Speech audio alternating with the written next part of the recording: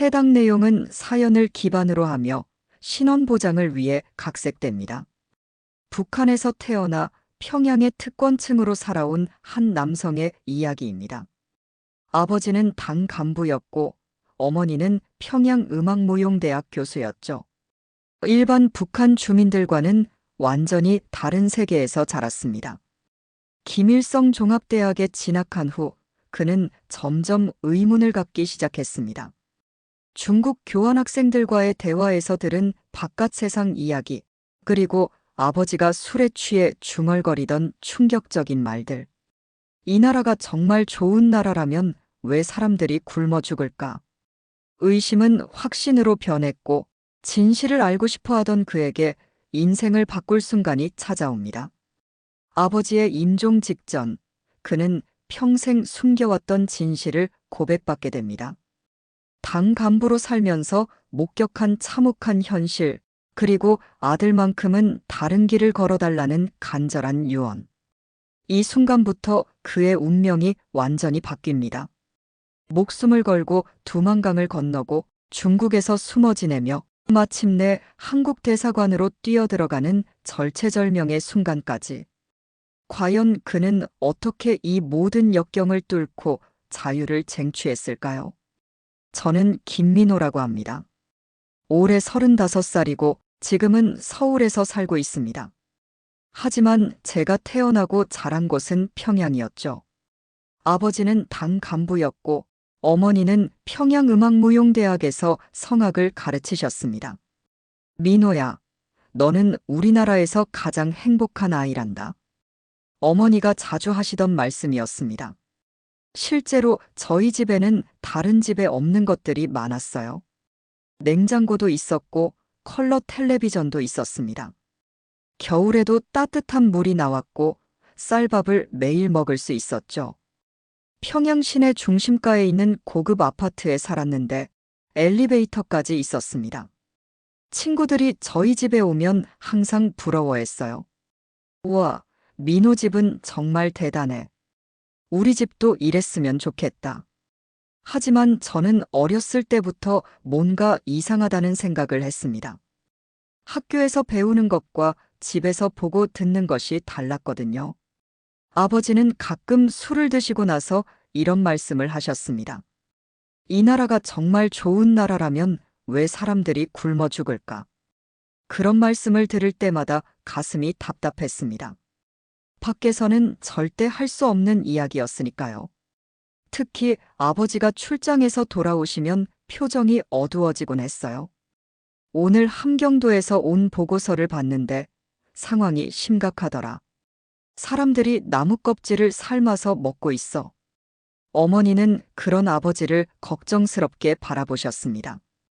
여보, 그런 이야기는 집에서도 조심스럽게 해야 해요. 민호가 듣고 있어요. 저는 그런 대화를 들으면서 점점 혼란스러워졌습니다. 우리가 사는 평양은 그야말로 천국 같았거든요. 넓은 도로에 깨끗한 건물들, 화려한 상점들이 즐비했죠. 하지만 텔레비전에서 나오는 다른 지역 소식들은 왜 이렇게 다른 걸까? 제가 살던 평양도 사실은 진짜 북한이 아니었다는 걸 나중에 알게 됐습니다. 평양은 외국인들과 특권층에게만 보여주는 전시장 같은 곳이었어요. 대학에 들어가서 김일성 종합대학 물리학과에 진학했습니다. 아버지의 지휘 덕분에 가능한 일이었죠. 하지만 대학 생활을 하면서 더 많은 의문이 생겼습니다. 도서관에서 허가된 외국 서적들을 읽다 보니 바깥 세상이 궁금해졌어요. 특히 중국에서 온 교환학생들과 이야기할 때 충격을 받았습니다. 중국에서는 사람들이 자유롭게 여행을 다닐 수 있어요. 원하는 직업을 선택할 수도 있고요. 저는 그런 이야기가 믿어지지 않았습니다. 그럼 국가는 누가 관리하는 거야? 사람들이 마음대로 하면 나라가 어떻게 돌아가? 중국 학생 리웨이는 웃으면서 대답했습니다. 민호야, 자유롭다고 해서 무질서한 게 아니야. 법이 있고 질서가 있지만 개인의 선택권이 보장되는 거지. 그 말이 계속 머릿속에서 맴돌았습니다. 밤마다 잠이 오지 않을 정도로 생각이 많아졌어요. 우리가 배워온 것이 정말 옳은 건지, 바깥 세상은 정말 어떤 곳인지, 호기심이 점점 커져갔습니다. 더욱 충격적인 건 리웨이가 보여준 사진들이었어요. 중국의 일반 가정집 사진이었는데 우리 집보다 훨씬 좋아 보였습니다. 이게 정말 중국의 평범한 집이야? 우리는 중국이 가난한 나라라고 배웠는데. 리웨이는 고개를 저었습니다. 민호야, 중국도 옛날에는 가난했어. 하지만 지금은 많이 발전했어. 사람들이 열심히 일해서 잘 살게 됐거든. 그때 깨달았습니다. 우리가 배운 바깥 세상은 모두 거짓이었다는 걸. 실제로는 우리가 훨씬 뒤떨어진 나라라는 걸. 그 충격에서 헤어나오기까지 한참이 걸렸어요. 대학교 3학년이 되던 해, 아버지가 갑자기 심장마비로 쓰러지셨습니다. 병원에 입원하시면서 저와 단둘이 있을 때 충격적인 말씀을 하셨어요. 민호야, 아버지가 너에게 진실을 말해야겠다. 우리가 살고 있는 이 나라는 정말 좋은 나라가 아니야. 아버지는 떨리는 목소리로 계속 말씀하셨습니다. 아버지도 젊었을 때는 진짜 혁명을 믿었어. 하지만 당 간부가 되면서 진실을 알게 됐지. 사람들이 굶어 죽어가는데 우리는 호화롭게 살고 있어. 가슴이 먹먹해졌습니다. 항상 의심하고 있던 일들이 현실이 되는 순간이었어요. 그럼 왜 계속 그 일을 하셨어요? 나가면 안 됐나요? 아버지는 쓸쓸하게 웃으셨습니다. 나가면 우리 가족 모두 죽어야 해. 너와 엄마를 생각해서 참고 살았어. 하지만 이제 너만큼은 다른 길을 걸었으면 좋겠다. 아버지는 더욱 충격적인 이야기를 계속하셨습니다. 내가 봤던 보고서들을 생각하면 잠이 안 와. 지방에서는 정말 많은 사람들이 굶어 죽고 있어. 아이들이 영양실조로 쓰러져도 병원에 갈 약도 없어. 눈물이 흘러내렸습니다. 아버지, 그런 걸 알면서 어떻게 견뎌내셨어요? 견딜 수밖에 없었어. 하지만 너는 달라야 해. 언젠가는 이 나라를 벗어나서 진짜 자유롭게 살아봐. 그날 밤 아버지는 돌아가셨습니다. 마지막 말씀이 제 인생을 바꿔놓았죠. 아버지의 손을 잡고 있던 그 순간을 평생 잊을 수 없습니다. 아버지가 돌아가신 후 저는 완전히 달라졌습니다. 겉으로는 평범한 대학생으로 지냈지만 속으로는 탈출을 계획하기 시작했어요. 하지만 혼자서는 절대 불가능한 일이었습니다. 그러던 중 대학 동기 박철수를 통해 희망을 발견했습니다. 철수는 함경북도 출신으로 중국 국경 근처에서 자랐어요. 민호야, 너 요즘 뭔가 다르다. 혹시 나와 같은 생각을 하고 있는 거 아니야? 조심스럽게 서로의 마음을 떠본 결과 둘 다 탈출을 꿈꾸고 있다는 걸 알았습니다. 철수는 이미 중국어를 어느 정도 할 줄 알았고 국경 지역 지리에도 밝았어요. 내 고향에 가면 두만강을 건널 수 있는 곳을 알고 있어. 하지만 정말 위험해. 잡히면 우리뿐만 아니라 가족들도 끝이야. 저는 각오를 다졌습니다. 철수야, 이대로 살다가 죽는 것보다는 낫지 않을까. 적어도 한 번은 자유롭게 살아보고 싶어. 우리는 몇 달 동안 치밀하게 계획을 세웠습니다. 졸업 후 각자 지방으로 배치받는 시기를 노리기로 했어요. 그때가 가장 감시가 느슨할 때라고 철수가 말했거든요. 민호야, 우선 내 고향으로 가서 상황을 파악해보자. 삼촌이 거기 살고 계시는데 국경 상황을 잘 알고 계셔. 철수의 삼촌은 국경 마을에서 작은 장사를 하고 계셨습니다.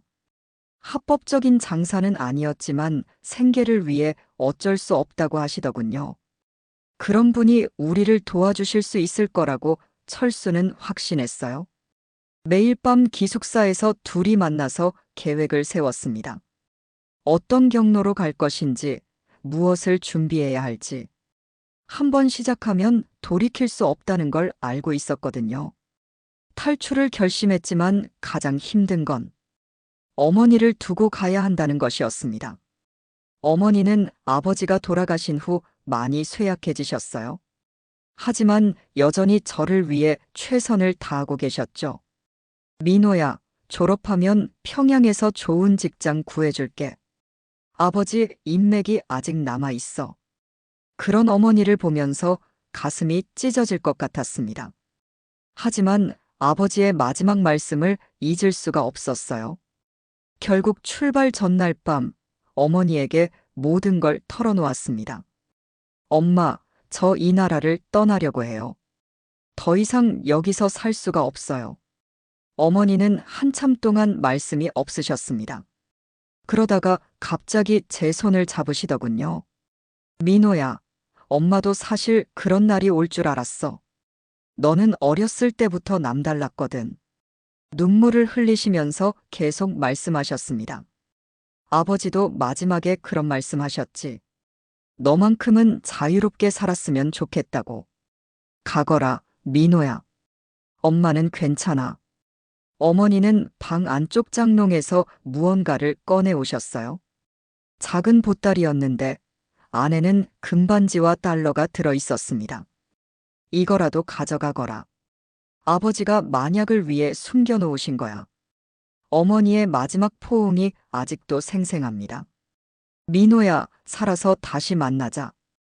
엄마는 여기서 너를 기다리고 있을게. 그 말씀을 들으니 더 이상 참을 수가 없었어요. 하지만 어머니는 울지 말라고 하셨죠. 울면 안 돼. 앞으로 힘든 일이 많을 텐데. 울 시간에 힘을 아껴둬야 해. 철수와 함께 함경북도로 떠났습니다. 표면적으로는 철수의 고향 방문이었지만 실제로는 탈출 루트를 확인하는 것이었어요. 철수의 삼촌이 국경마을에 살고 계셨는데 밀수를 하고 계셨습니다. 너희들 진짜 미쳤구나. 지금까지 시도한 사람 중에 절반도 안 넘어갔어. 삼촌은 만류하셨지만 결국 도와주기로 하셨습니다. 그래도 젊은 놈들이 여기서 썩는 것보다는 나아. 내가 안전한 길을 알려줄게. 강을 건너기 위해 한 달 동안 준비했습니다. 수영 연습도 하고 중국어도 더 열심히 공부했어요. 가장 중요한 건 국경수비대의 교대 시간을 파악하는 것이었죠. 삼촌이 알려주신 정보는 정확했습니다. 매일 새벽 3시에서 4시 사이가 가장 안전해. 그때 교대하느라 잠깐 빈틈이 생겨. 드디어 출발하는 날 심장이 터질 것 같았습니다. 철수야, 우리 정말 죽을 수도 있어. 그래도 후회하지 않을 거야. 깜깜한 밤, 얼음장같이 차가운 두만강에 몸을 맡겼습니다.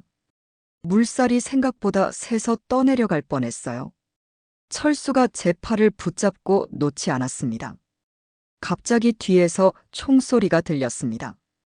야, 누구냐? 서지 않으면 쏜다. 우리는 필사적으로 헤엄쳤어요.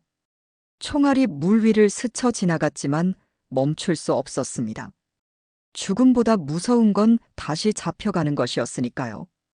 드디어 중국 땅에 발을 디뎠을 때 두 다리에 힘이 풀려서 주저앉았습니다. 간신히 중국 땅을 밟았지만 안전하지 않았습니다. 중국 공안에 잡히면 북한으로 강제 송환되거든요. 철수와 저는 연길 시내의 한 조선족 교회에 숨어들었습니다. 김 목사님이라는 분이 저희를 도와주셨어요. 얘들아, 여기서 숨어 있어봤자 언젠가는 잡혀. 한국으로 가야 진짜 안전해. 하지만 중국에서 한국까지 가는 길은 험난했습니다. 베이징까지 가서 한국 대사관에 들어가거나 태국이나 몽골로 가야 했어요. 둘 다 쉽지 않은 길이었죠. 한 달 동안 교회 지하실에 숨어 지내면서 계획을 세웠습니다. 낮에는 절대 밖에 나갈 수 없었고 밤에만 조금씩 움직일 수 있었어요. 민호야, 우리 정말 한국에 갈 수 있을까? 모르겠어, 철수야. 하지만 포기할 수는 없어. 지하실 생활은 정말 힘들었습니다. 햇볕도 들지 않고 습기도 많고 하루 종일 누워 있으니까 몸이 아프기 시작했어요. 김 목사님이 가끔 음식을 가져다 주셨는데 그때가 가장 행복한 시간이었습니다. 목사님, 정말 감사합니다. 저희 같은 사람들을 도와주셔서. 얘들아, 나도 옛날에 이런 도움을 받았어. 이제는 내가 도움을 줄 차례지. 목사님도 옛날에 북한에서 넘어오신 분이라고 하시더군요. 그래서 저희 마음을 누구보다 잘 이해하고 계셨어요. 중국어를 더 연습하고 중국 문화도 익혔습니다. 조선족처럼 보이려고 노력했지만 항상 들킬까봐 두려웠어요. 매일 밤 꿈에서는 북한 보위부가 쫓아오는 악몽을 꿨습니다. 김 목사님이 마침내 말씀하셨어요. 이제 베이징으로 가야겠다. 여기 있으면 언젠가는 들킬 거야. 베이징까지 가는 기차 여행은 지옥 같았습니다. 검표원이 올 때마다 심장이 멎는 줄 알았어요. 조선족 신분증을 위조해서 가지고 있었지만 언제 들킬지 모르는 일이었죠. 신분증 좀 보여주세요. 검표원이 저에게 다가왔을 때 손이 너무 떨려서 제대로 건네지도 못했습니다. 어디서 오시는 거예요? 연길에서 왔습니다. 목소리가 떨렸는데 다행히 검표원은 눈치채지 못한 것 같았어요.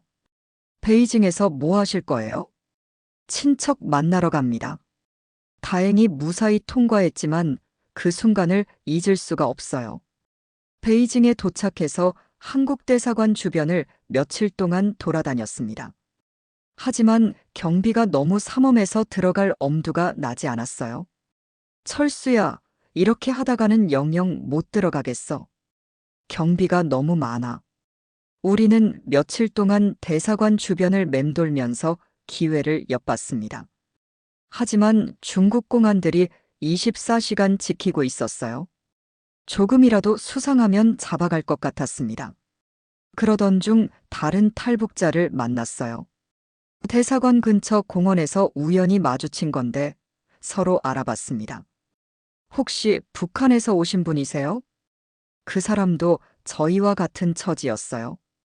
저도 한 달째 여기서 기회를 엿보고 있어요. 하지만 너무 어려워요. 결국 우리는 무작정 대사관 문으로 뛰어들어가기로 했습니다. 더 이상 기다릴 수도 없고 돈도 떨어져 가고 있었거든요. 그냥 뛰어들어가자. 잡히면 잡히는 거고. 드디어 결행하는 날이 왔습니다. 새벽 일찍 대사관 앞에 갔는데 평소보다 경비가 느슨해 보였어요. 지금이다. 철수와 함께 전력으로 달려서 대사관 문으로 뛰어들어갔습니다. 중국 공안들이 막으려고 했지만 필사적으로 뛰었어요. 우리는 북한에서 온 탈북자입니다. 도와주세요. 한국어로 소리를 지르면서 대사관 안으로 들어갔습니다. 그 순간 다리에 힘이 풀리면서 주저앉았어요. 드디어 안전한 곳에 도착한 것이었습니다. 대사관 직원들이 달려와서 저희를 도와줬어요. 괜찮으세요? 이제 안전해요. 그 말을 듣는 순간 눈물이 터져 나왔습니다. 몇 달 동안 참아왔던 감정이 한꺼번에 쏟아졌어요. 대사관에서 한 달 동안 머물면서 각종 절차를 밟았습니다. 한국 정부 관계자들이 저희를 인터뷰했어요. 탈북 경위부터 북한에서의 생활까지 모든 걸 털어놨습니다. 정말 고생 많으셨네요. 이제 한국에 가면 새로운 생활을 시작할 수 있어요. 드디어 인천공항에 도착했을 때의 감격은 말로 표현할 수 없었습니다. 철수와 함께 눈물을 흘렸어요. 민호야, 우리 정말 해냈다. 그래, 철수야. 이제 시작이야. 공항에서 나오면서 처음으로 자유로운 공기를 마셨습니다. 아무도 저희를 감시하지 않고 어디로든 갈 수 있다는 게 믿어지지 않았어요. 이제 정말 자유야. 아무도 우리를 막을 수 없어. 한국에 온 지 벌써 3년이 됐습니다. 지금은 IT 회사에서 일하면서 평범한 직장인으로 살고 있어요. 철수도 대학에 진학해서 열심히 공부하고 있습니다. 하나원에서 3개월 동안 적응 교육을 받았을 때가 생각납니다. 한국 사회에 대해 배우고 취업 준비도 했어요. 여러분들이 이제 대한민국 국민입니다. 당당하게 살아가세요. 처음에는 모든 게 신기했습니다. 마트에 가면 원하는 물건을 자유롭게 살 수 있고, 인터넷으로 세계 어디든 연결될 수 있고, 하지만 적응하는 과정은 쉽지 않았어요. 가끔 북한에서의 생활이 꿈만 같다는 생각을 합니다. 여기서는 원하는 걸 자유롭게 할 수 있고, 말하고 싶은 것도 마음껏 말할 수 있어요. 하지만 그리운 사람들이 있죠. 특히 어머니가 보고 싶습니다. 지금 어떻게 지내고 계실까? 건강하실까? 제가 탈출한 걸 알고 고생하고 계시지는 않을까? 매일 밤 그런 생각을 하면서 잠들어요. 엄마, 저는 여기서 잘 살고 있어요. 언젠가는 꼭 다시 만날 거예요. 혼자서 중얼거리면서 엄마를 생각합니다. 통일이 되면 가장 먼저 만나고 싶은 사람이 어머니예요. 지금 저는 탈북자들을 돕는 봉사활동도 하고 있습니다. 제가 받았던 도움을 이제는 다른 사람들에게 돌려주고 싶거든요. 여러분도 포기하지 마세요. 자유는 정말 소중한 거예요. 새로 온 탈북자들을 만나면 옛날 제 모습이 보입니다. 무서워하고 낯설어하고 때로는 절망하기도 하죠. 그럴 때마다 제가 겪었던 이야기를 들려줍니다. 처음에는 다 어려워요. 하지만 시간이 지나면 적응할 수 있어요.